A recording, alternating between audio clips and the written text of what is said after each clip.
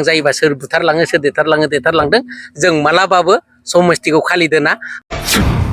खिन्थु बिटिआरआ प्रमद बर'नि बिफानि कम्पानि प्रमद बर'आ देरसिन फिसा हिसाबै बे कम्पानि जेसेबां पार्टसफोर दं बेखौ मोनफा मोनफा सानफा फाननानै जाबाय थादों। सोरबाया जुदि माबा मोनसे दावराव खालामनो सानोब्ला बिपद दं बे समस्तियाव। दतमा समस्ति हिसाबै प्रकाश बसुमतारीखौनो देरहाहोगोन होननानै दिनै साफ्रोमबो जानजि खाफ्राबाय। प्रकाश सार जिंदाबाद जिंदाबाद जिंदाबाद प्रकाश सार जिंदाबाद जिंदाबाद जिंदाबाद आग्रामा महिलारी जिंदाबाद जिंदाबाद जिंदाबाद आग्रामा महिलारी जिंदाबाद जिंदाबाद जिंदाबाद आग्रामा महिलारी जिंदाबाद जिंदाबाद जिंदाबाद बीपीएफ लंलेग बीपीएफ लंलेग दिनै जों बाहाय फैबाय थानाय बिटिसि इलेक्सननि इलेक्सन स्टारिं अफिस लुनायनि माबादों न' लुदों। दा बे केम्पासखौ लुनायलाय जों गासै वार्कार बा बे जोंनि दतमा समस्तिनि सिङाव थानाय रामफलबिल प्राइमारिनि सिङाव खावसि बाजाराव जों मोनसे इलेक्सन स्टारिंखौ माबादों अफिस बानायदों। दा बिनिखायनो जोंनि नैबे रामफलबिल समस्ति पिसिडिसिनि बा प्राइमारिनि गासै गामियाव थानाय गामिनि जोंनि इयुथ्स आरो लाइमोनफ्रा दिनै ज' जाफैदों सावरायलायदों। दा किसुमाना वार्कार हिसाबैबो दं जों सावरायलायदों। दा बेखौनो जों जोंनि दतमा समस्तिनि गासै भटार बिथांमोननो जों खावलायहरनो साननायलाय नोंथांमोनखौ जों खावलायहरदों। बिथाङा एक्सुवेलि सिगां बिपिएफआवनो थानानै माहाजोन जानायखा नंगौ बिथाङा थाखा फैसानि मालिक जों बेखौ गनायो। खिन्थु नैबे दतमा समस्तियाव बिथांनि जेबो गोहोम गोलैनाय नङा आरो बिपिएफआ एक इन्सिबो खहा जाया। जोंहा मानो होनोब्ला बिथांनि सायावहाय जों बिथाङाबो बे समस्तियावनो जेन'बा सेरफांगुरि एरियायावनो जोनोम मोनखानायखा। बिथाङा यां लाइफआव बिदिनो बल जोलाबायोमोन। बिनि उनावहाय जेब्ला बिटिसिआ एकर्ड जादों बे समनिफ्राय बिथाङा कन्ट्राक्टर जादोंमोन। दा बिथाङा समाजनि सोमोन्दै जेबो मिथिया नलेजआनो गैया। खारन बेहा नामाव समाज सिबियारि जानो हागौ खिन्थु जोंनि हालामाव बिथाङा खुनु ससाइटिखौनो दिनैसिम हेल्प खालामबोनाय बा अनसायबोनाय बे रेकर्ड गैया। बिनिखायनो बिथांखौ जोंनि बे बे दतमा समस्तियाव राव भटारा अनसाया। गथ' ससियेल मिडियायाव रायजो राजाफ्राबो नुबायानो थादों गासै जोंनि बर'नि दावहारुफ्रानो दिनै बिटिसि एकर्ड जाखांनायनि उनाव दैदेनगिरि जाजोबदों। सोरबा एबसुनिफ्रायानो होन सोरबा एनडिबिनिफ्रायानो होन बा बिएलटिनिफ्रायानो होन गासै दावहारुआनो दिनै दैदेनगिरिखा। दा बै दैदेनगिरिफ्रा जेबायदि सालायबोबाय थादों दा बे सालायनायखौ नैबे 5 बोसोराव जों मोनफैजोब्बाय बर' रायजो राजाफ्रा बे सारा बिटिसिनि बर' रायजो राजाफोरजों लोगोसे बिटिसिनि जेसेबां जाथि जन'गोष्ठि दं गासैबो दिनै बुजिनो बाखि गैला। आरो बारग' चिफ हिसाबै प्रमद बर' बिथाङा दिनै जोंनि दतमा समस्तियाव नमिनेसन होनायाथ' बिराद दुखुनांथावबो आरो गावहानो लासिंसिं। खारन बिथाङा देरहानांगौ खुनु बाहाय चान्स गैया। मानोना जों जेब्ला उन्दै समनिफ्राय उदियासल दावहा जानायनिफ्रायनो जों दिनैसिम मोनबोनाय आनखि दिनै बर' हारियाव मोनसे गोख्रों पार्टि दङ एनडिबि बिथांमोन बे एनडिबि पार्टियावबो आंनो थाफानानै दावहा होबोनाय। दा बिनि गेजेराव जेसेबां जोंनि बिमा माहारियानो होन गार्जेन पेरेन्टस इयुथ गासैबो दिनैनि थारिखआव बुजियै गैया। जोंनि बे हालामा दतमा हालामा जुरिजेननाय पार्टि दावहा होजेननाय हारि बर' हिसाबै। दा बिनिखायनो साफ्रोमहाबो सेन्टिमेन्ट दङ जे जोंहा जाथि हिसाबै जुदि जों गोगोमै बा बिटिसिखौ हमथानांगौआव बयहाबो सेन्टिमेन्टआव दं। दिनै 5 बोसोरखौ बिथांमोनहा मिथिजोब्बाय नुबाय। बे इउपिपिएल पार्टि हिसाबै प्रमद बर'खौनो दिनै चिफ हिसाबैबो बानायबोबाय गनायबोबाय। दा बिथांनि मावनायखौ दिनै साफ्रोम जोंनि दतमा समस्तिनि पाब्लिक रायजो राजा बा बर' बा जन'गोष्ठिफ्राबो मिथिजोब्बाय। आरो गोदानै बेहा देरहानांगौनि जेबो ओंथि गैला। खारन जों मिथिनायाव जों दतमा समस्ति हिसाबै मोनबेसे गामि दं बे गामियाव जों गिदिंनानै नायबाय। जोंनाव 11टा प्राइमारि जायो जों गाग्लिजोबनाय बायदियानो जाहैबाय हाबजोब्बाय। इन्टेलेक्सुयेलफोरजोंबो जों लोगो लायै लायै न' थांनानै जों सावरायबाय। सावरायखांनायनि उनाव खेबसे इन्टेलेक्सुयेल मिटबो लाबाय। रबिराम साराबो सावरायलायबाय एमएलए हिसाबै। आरो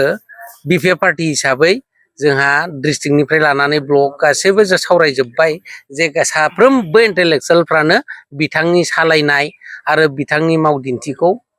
एक्सेप्ट खालायाखै गनायाखै बेनिखायनो गोदानै बिथाङा सरकाराव फैनो हानांगौआ थान गाव देरहानायाथ' जोबोद गोजान दतमा हिसाबै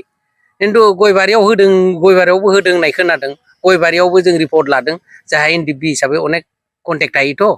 गयबारियावबो बहुत एनडिपि लोगोफोर दङ बिथांमोनाबो जोंनो फोरमायदों प्रमद बर' हिसाबै गयबारियाव मालाबाबो देरहाया अब्लालाय दतमायाव बोरै देरहानांगौ दावहाजों फैनाय एरिया बे पार्टिखौ जोनोम होग्रा जायगा बे समस्ति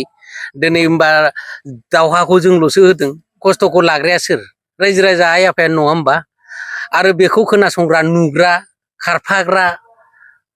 बिक्तिफ्रा सोर दानि लाइमोनफोरानो आरो बिनि गेजेराव बिथाङा जे बायदि केन्डिडेटफोरखौ दिनै गावजों लोगोआव लानानै इएम होनानै सालायबोदों बिथांमोननि इएमफोरा दिनै बर' हारिखौ सनमान होनो रोङाखै दिनै साफ्रोमबो लाइमोनफोरखौ दिनै लाजि फोनांदों हमनानै ला आं डाइरेक्ट मेनसन खालामगोन सोरबा राकेश ब्रह्मना बसुमतारी आरो जाहा नै एनडिपिनिफ्राय फेरेंगा दं बिथांमोना दिनै ससियेल मिडियाआव बेसेबां लेथ्रा लेथ्रा रावजों दिनै सोंखारियो बिपिएफ हिसाबै खिन्थु लाइमोन हिसाबैथ' बेफोरखौ गनायनो हायाना सोर बिपिएफ सोर इउपिपिएल लाइमोनाथ' बेखौ बुजियामोन ना दिनै मानो खुद्रिखांनानै बिपिएफआव होंगो दोंगो दिनै जयेन जानो गोनां जाखो बिथांमोननि आखुआवनो जादों बिथांमोननि रावखौनो सहायनो हायाखै गनायनो हायाखै दिनै बिथांमोनहा रोंबाय इडुकेटेड जाबाय समाजखौ दैदेननो हानाय गोहोआ फैबाय एसा खम जानो हागौ साननायाथ' गोजौआव दङना जाथि हिसाबै जों माबोरै थांनानै थागोन बिटिसिखौ जों बोरै सुरक्षा होगोन बिनि सोमोन्दै जोंनि लाइमोनफोरा नैबे मुगायाव बुजिजोब्बाय रोंबाय खिन्थु बेनो दुखुनांथावा दिनै बिथांमोनहा मोजांबाबो गाज्रिबाबो दावहाजों फैनाय दैदेनगिरिफोरखौ मोजां रावजों बुङाखै एन्टि ससियेल एक्टिभिटिसफ्राथ' बेखौथ' आं बुंथ'ला खिन्थु वार्डसफ्रानो बिसिना गनायथावना नङा गासैबो जुन्थुजोंसो बिथांमोनहा रुजुयो दिनैनि लाइमोनखौ मा फोरोंनो सानदों बिथांमोना गावसिनि खुद्रि सारनाय गोसोजों दिनै लाइमोनफोरखौ गाज्रि लामाजों लांनो सानदों ना मादों बेखौ जों बुहुत दुखु मोनदों इन्टेलेक्सुयेलफ्राबो बेफोरखौ जोंनि सिगाङाव सावरायबाय थादों न'खर न'खर हाबनायाव दा बिनिखायनो दतमा समस्तियाव प्रमद बर'आ मालाबाबो देरहाया आरो प्रमद बर'खौ जों मालाबाबो देरहाहोआ प्रमद बर'खौ आं जेब्ला बिपिएफ दोलोआव हाबदों बे समनिफ्रायनो आं सोंखारिखादों खारन बिथांनि माखासे मावदिन्थिफोरखौ आं मोजां मोनाखै बिथाङा बिटिसिखौ दैदेननो हानाय जयगथा गैया आरो जयगथानि बिक्ति नङा बे बिथांखौ जों सिब लुबैया बर' हारि बा बिटिसिआव थानाय मोनफ्रोमबो जाथि जनगोष्ठियानो बिथांखौ सिब हिसाबै गनाया बिथांखौ जों गो बेकखौनो होनखागोन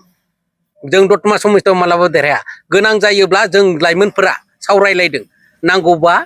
जोंनि एगेन्स्टआव गभर्नमेन्टआ मा खालायो प्रमद हिसाबै अब्लाबो जों जिउखौ दान होगोन अब्लाबो बिटिसिखौ जों सुरक्षा होगोन बिटिसिखौ जों बासायनानै लाखिगोन प्रमद बर'नि आखायाव जों मालाबाबो होनो हाया बिथाङा बिटिआर होनबाय थादों बिटिआर सोदोबा नोंगौ बिटिसिखौनो बुंदों खिन्थु बिटिआरआ प्रमद बर'नि बिफानि कम्पानि प्रमद बर'आ देरसिन फिसा हिसाबै बे कम्पानि जेसेबां पार्टसफोर दं बेखौ मोनफा मोनफा सानफा फाननानै जाबाय थादों दा बिनिखायनो जों लाइमोनफोरा दिनै खुद्रिखांदों इन्टेलेक्सुयेलफ्रा खुद्रिखांदों जे बिटिसि हिसाबै नामल' थाबा बोरै जानो गोहोआबो थानांगोन होननानै जों बुंदों जोङो प्रमद बर'नि समस्ति दतमायाव जाय नमिनेसन होदों बाहाय जों बिपिएफनिफ्राय देरहाहोगोन जा प्रकाश बसुमतारी सार दं एक्जिस्टिं एमसिएलए बिथाङानो गोदानै जोंनि केन्डिडेट महरै दं दा बिथांखौ देरहाहोनायाव जों साफ्रोमबो लाइमोना सावरायदों गावखौ बावसोमगोन गोनां जायोबा सोर बुथारलाङो सोर देथारलांदों जों मालाबाबो समस्तिखौ खालि दोना आरो गामि गामि जेसेबां लाइमोनफोर दं स्टुडेन्टफोर दं दिनैहाय ज' जाबाय सोरबाया जुदि माबा मोनसे दावराव खालामनो सानोब्ला बिपद दं बे समस्तियाव गासैबो गामियाव इयुथ्सफ्रानो सांग्रां जाबाय गासैबो गामियाव हरनि 1टासिम डिउटि थानायनि खोथाखौनो बुंबाय दा जों हाग्रा एरियायाव दं हाग्राजों नांजाबनाय रायमना नेसनेल पार्कजों दा बेहाय जेसेबां एरिया दं हेलनिफ्राय सोरमांगासिम बेसेबांथा गामि दं 58टा गामिसो दं दा नेसनेल हाइवेनिफ्राय साहाजों 58टा गामिया बे खोथाखौनो बुंदों आरो जोंबो सावरायलायबाय थादों इयुथ्स हिसाबै आरो दा जोंहाथ' इयुथ्स लाइनजों हाबबाय थादों बिएसइउआ बिएसइउ लाइनजों हाबबाय थादों स्टुडेन्ट हिसाबै साफ्रोमबो गाव गावनि कमप्लेक्सफोरखौ बा स्टुडेन्ट क्लास फ्रेन्डफोरखौहाय दिनै लोगो लादों सावरायदों गासिबो बे मोनसे पइन्टआवनो थांबाय थादों जाहा बिटिसि आव जेबायदि हाग्रामा महिलारि सारा मा होनो बेखौ IBS लादों बा आसनि हिसाबै हमदों जों बेखौ बिराद गोजोनदों जाहा मोनबा दङ दा बे मोनबा IBS खौ लानानैनो जोंहा गोजोननाय दं इयुथ्सफ्रा आरो उननि समावहाय साख्रि लाग्राफ्रा साख्रि लालांथों साख्रि मोनैफ्रा बे बिजनेस पारपसावनो जोङो एंगेज जानानै हायो खोमा होननानै जों सावरायलायदों गासैबो मोनसे खोथाखौनो बुंदों जों बिटिसि आव हाग्रामा महिलारि सारखौनो नांगौ आरो दतमा समस्ति हिसाबै प्रकाश बसुमतारिखौनो देरहाहोगोन होननानै दिनै साफ्रोमबो जानजि खाफ्राबाय साफ्रोमबो बावसोमबाय जों रावखौबो गिनो थाङा जों जा जायो बिथांमोना दांग्रिबा जोंबो जिराया दे खिन्थु जों जिराया सिदा खोथा बिटिसि खौ हमथानांगौआ जोंनि स्टेपआनो जों बेखौ सिफायनो हाया फाग्ला जाम्बाया मा रोंनांगौ बियो मा हानांगौ बे बिटिसि खौ दैदेननो हानाय जयगथायानो गैया दतमा समस्तिखौ बोरै बिटिसि नि 40ता समस्तियाव बियो बयनिख्रुइ साबसिन समस्ति खालामनो हानांगौ जाखो बोरै डेभेलप खालामनांगौ गयबारियाव थांलाय नोंथांमोना थाङा नामा नोंथांमोना उदालगुरि नैबे माबानिफ्राय बारस'लां नलबारिनिफ्राय प्रमद बर'नि गामियाव सहैगोन गासैबो मेथेल जोब ब्लेक टपिंआनो गैया ओरैबायदि लेथ्रा सान्दुं दुंबाथ' नों हाद्रियानो सालायजाखाया गावनि समस्तिखौ बानायनो हायाखै गावनि समस्तिनिजोंनो दिनै गनायजायैनि थाखाय बियो जेरावबो देरहानाय समस्ति नुयैलाय दतमायाव फैदों बोरै बे फाग्लानि बे दतमा समस्तिखौ बोरै जौगाखांहोनो हानांगौ बे बोरै डेभेलप खालामनो हागोन बे बस्थायावसो सोबाय थादों बिसोरो खुनु खामानिखौनो मावाखै गावनि समस्तियावनो जेबोआनो गैया माथो जोंनो गिदिंजोब्बाय जों ओरैनो बेफोरबायदि पार्टि खालामगोन नामा प्रमद बर'खौ जोङो गोरलैयाव देरहाहोगोन नामा गावनि समस्तिखौ नायाखै बिनि सुइजारलेण्डआ बोरो बे गयबारियावनो गय बिबार बारहोनाया सुइजारलेण्ड खोमा दाथ' बे गय बिबार बारगासिनो ना बिबारा बेसो जागोन सुइजारलेण्डआ बहा मा मावदों बेलाय प्रमद बायदि थगायसुलाखौ जोंनि बर' रायजो राजाफ्रा रावबो फोथायलाथ' मोनफ्रोमबो समस्तियाव दिनै बियो बुंबाय थायो खुगाजों गोजोन गोजोन गोजोन सान्थि सान्थि नाय आं नोंथांमोननो खोन्थानि रायजो राजाफोरनोबो आं बेखौनो आं खावलायहरगोन जे 20 सननिफ्राय जोंनि बर' लाइमोना साबेसे गावथार जाखो साब्रै गावथार जायाखै होनबा बे गावथार जाग्राफ्रा मा दावहारुसोमोन ना NDBसोमोन बेसोराफोर म्यानमारनिफ्राय जबरदस्ति लाबोजाबाय एकर्ड खालामबाय एकर्ड खालामखांनायनि उनाव थाइसे थाखा गैयिनि दिनै बिथांमोना बिजनेस मावबाय सोरबाया दंफांखौ लायबाय हाग्रायाव बिथांमोननिफ्राय बायस'नानै बिथांमोनहा ससेनि उनाव फानहैबाय दा बे ससे उनाव लांनानै फानहैग्रा मानसिफोरखौनो बिथांमोना जबरदस्ति सानै हमनानै गावबाय आरो बिनि उनाव PMGY जायखौ होनो जोङो IBS न' गभर्नमेन्टनि दा बे न'आ फैबाय 1,30,000 बेजोंथ' न'आ कमप्लिट जाया दा लुनो हायाबाबो दाय लुनो हाबाबो दाय होननायसो जाबाय दिनै फैसाया 1,30,000 नों इथा बायनो ना बाला सिमेन्ट बायनो ना रड बायनो दा दंफाङाव थोहैया जाखायो दा बन बायदिखौनो लाबोना हाखावनानै थिं दैख्रामसै होननानै लायबाय दा बेखौ लायनायाव हमनो मोनबाय हमनो मोननानै मा खालामखो बिथांमोनखौ हान्थु खेराइ होनानै 0 रेन्जनिफ्राय गावनानै होबाय आयेन गैयामोन ना बिटिसिआव कर्ट गैथाराना डिस्ट्रिक्ट हिसाबै मोनफा मोनफा कर्टआनो दं माथो गावबागाव डिस्ट्रिक्ट हिसाबै जेलाव हरमोन ना जों गनायगौमोन दावहारु हिसाबै जों गोजोनगौमोन दावहारु लोगोआ जे दिनै बिथांमोनजों बेफोरबायदि खालामजाबाय बबे बिखाजों सहायगोन बे बर' बिमाफ्रा बबे बिखाजों सहायगोन दिनै इन्डिबिनि बेलायाव बुं ख्रिस्टियाननि बेलायाव बुं रिहेबिलिटेसननि बेलायाव बुं स्टेफेननि बेलायाव बुं स्टेफेनखौथ' जों 20 सनावनो दानजाखाबाय रिहेबिलिटेसनाबो नों दिनै सोरबा मोनबाय सोरबाया मोनदिया ख्रिस्टियान हिसाबैथ' टटेलि बन्सित जानानै दं बे एरियायाव नैबेनिफ्राय 100 मिटारसो डिसटेन्सआव दावराय गामनाय गामि दं सासे बिमानि गोरबोआव सानै बर'लेण्ड आर्मिनि जिउ खहा सानै फिसानोबो बियो गोथै समाव बर'नि निति आदर्श मथे बिथाङा गामिनि नेम नितिजों ओंखाम दहरनो मोनाखै गरदसे दै दौनो मोनाखै सानैबो बायहेरायावनो सेवनानै बिमा बिफायाबो नुनो मोनाखिसै दा बेफोरबायदियानो दिनै ख्रिस्टियाननिफ्राय बन्सित जानांदों बे दाया सोरनि बे प्रमदनि न'आ सोरनि मानो जबरदस्ति सुक्ति खालामखो बियो मानो एकर्ड खालामखो बाहाय जों लाइमोनफ्रा सहायनानै थानो हागोन नामा थांनाय बाराव 2 नाम्बार बिसोरो साकरि होबाय एपइन्टमेन्ट लेटारानो गैया सोरखौ मा खालामखो खोनादों 18 लाख लादों सोरनावबा 13 लाख लादों सोरनावबा 15 लाख लादों 8 लाख 5 लाख 10 लाखा चान्स गैयानो फैसा रिटार्न खालायफिनदों होनदों जाय गोजौआव होदों बिसोरनो होदों होनदों बे दुखुनांथाव नङा रोंजोब्बायथ' होमबा जोंनि बे सा एरियायाव फाग्ला बाहाय हायानो 3000 बिगा खय बिगा फाननांगोन जों 10-15 लाख थाखाबाबो दिहुननो एटलिस्ट जोंनिफ्रायबोथ' सासेबाबो थानांगौमोन ना नेसनेल हाइवेनि साहाजों बिजिरना नाय नोंथांमोना रिपर्ट बुथुमगिरि हिसाबै बेसेबांबा स' गामि दं नायगिदिंजोब सोरबा जुदि नेसनेल हाइवेनि साहानिफ्राय सासे जुदि बिथांमोननि फरेस्टारफ्राव मोननो हादोंब्ला बा फरेस्ट डिपार्टमेन्टआव मोननो हादोंब्ला आंनो खोन्थाफै आरो बे नेसनेल हाइवेनि साहाजोंनो मेजर एनडिएफबि बिसोरनो सैसोनाय एनडिएफबि नङाब्लाबो न'खरफ्रोमबो बिमा माहारिया एनडिएफबिनो ओंखाम संनानै जाहोनाय हरनि समाव मेगन मोदै लानानै दावहायाव जुरित जाबोनाय गावजों दिनै नेसनेल हाइवे जथेनायाव ट्रेक्टर गाखो फाथैजाबनाय बायदि थांनानै गारमा रानखांलायनाय हब्रा हैनाय साला ओरै नेसनेल हाइवेनि सान्दुं दुंनायजों बेसेबां आइख्लां बायख्लां जादों सोरबा स्ट्रक जादों सोरबाया फैफिननायाव ट्रेक्टर बेलथायनानै थैदों हा दिनैहाय गोथाङै थानाय मानसिया स्ट्रक जाबाय दिनै बिथांमोननो टेब्लेट थरसेनिबो दाम हैयासै जोंबो दुखु नाङोब्रा एनडिएफबि नङाबाबो बिथांमोन थैनायफ्रा जोंबो दुखु नाङो एटलिस्ट बड'लेण्डनि नामावनो थैदोंना बिथांमोनहा बड'लेण्डखौ गाबख्रावनानै थैदों बिथांमोननि सालाय बिजौआव बड'लेण्डथ' बुंबाय थादोंना प्रमद बर'खौ जों जिबनाव दतमा समस्थियाव देरहाहोआ आरो बे गुबुन समस्थियाव लानायबा आलादा बाथ्रा जों थानायाव प्रमदआ देरहानो है सिदा खोथालै जों नांगौबा जिउखौनो गारगोन नैबे बिटिसिनि थाखाय अब्लाबो प्रमद बर'खौ दतमा समस्थियाव जों देरहाहोआ प्रमद बर'खौ जोङो गो बेकखौनो होनबाय थाखागोन जोंनो नाङा बेहा ससाइटियावनो बियो दिनै लिडार हिसाबै गसंनो हाया बे समाया एसेबां सिखाव साइसै साला मोनफ्रोमबो थगायनाय जोंनो नाङा प्रमद बर'खौ जों देरहाहोआ मा खालाय प्रमद बर'नि बे एगेन्स्टआव आं जेब्लासिम आंनि जिउनि जोबथा बुब्लिसिम आं बिथांनि एगेन्स्टै आंनो बुंबाय थागोन थां रङियाव थांनानै नाय रङियाव फरायदों बियो माबा बबेहायबा मेट्रिक पास जाखांनाय लोगो लोगो बबेबा अफिसनि कम्पिउटार खावनानै बुजाना मेघालयआव खयला दानहैदों होननायसो खोनादोंमोन आं फैनानै ओमफ्राय मा होनो बेखौ अपेनावहाय हाइजेंदारि एग्जाम होदों होननाय खोनादों रिपर्टआ जोंनावबो फैयोना रिपर्टआ जोंनाव फैयो मा क्वालिफिकेसननि खोथाखौ मा रायज्लायबावनो कलेजफ्रानो गैया बेहा जों बिदिखौ बोरै लिडार गनायनांगौ दतमा समिसाव जों बेखौ देरहाहोआलै